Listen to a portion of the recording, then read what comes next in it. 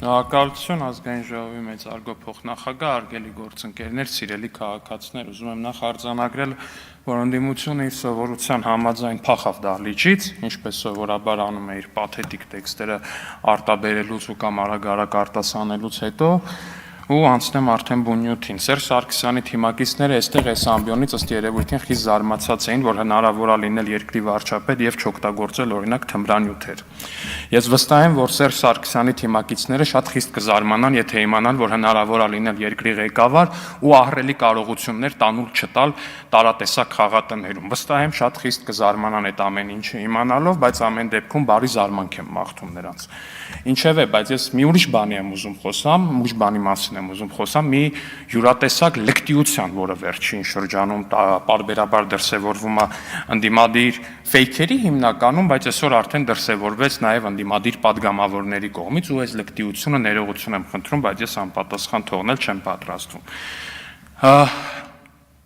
Ուրեմն մի օր դահլիճում հենց այստեղից ելույթ էի ունենում, դահլիճից Սեյրան Օհանյանի կառավարումն էի քննադատում պաշտպանության նախարարությունում։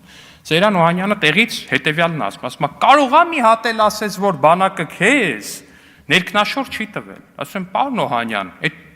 նորություն է, որ չի տվել, ոչ ինձ ա տվել, ոչ 100,000-ներին ա տվել մյուս Հայաստանի Հանրապետության բանակում ծառայած։ Հիմա ուրեմն այս լկտի սանձարձակների կուրատորները ինչ են արել։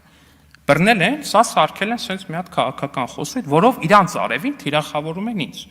Ասում են, այ դու բանակում չես ունեցել ներքնաշոր։ Հարգելի ընդդիմադիր գործընկերներ, ես բանակում ունեցել եմ ներքնաշոր։ Այ ուրիշ բան, որ դուք զինվորների ներքնաշորը տարել ու կերել եք։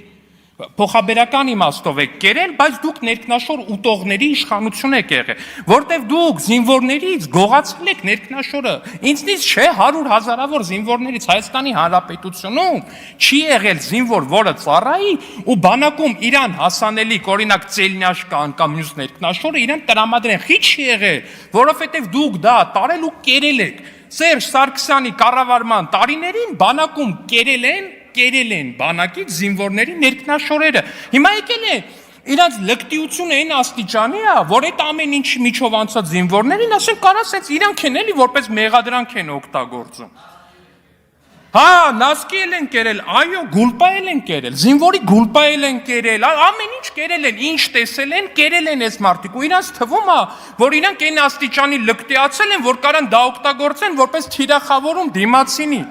Բայց ասենք մյուս կողմից է զարմանալի չի, բա որ չուտեին,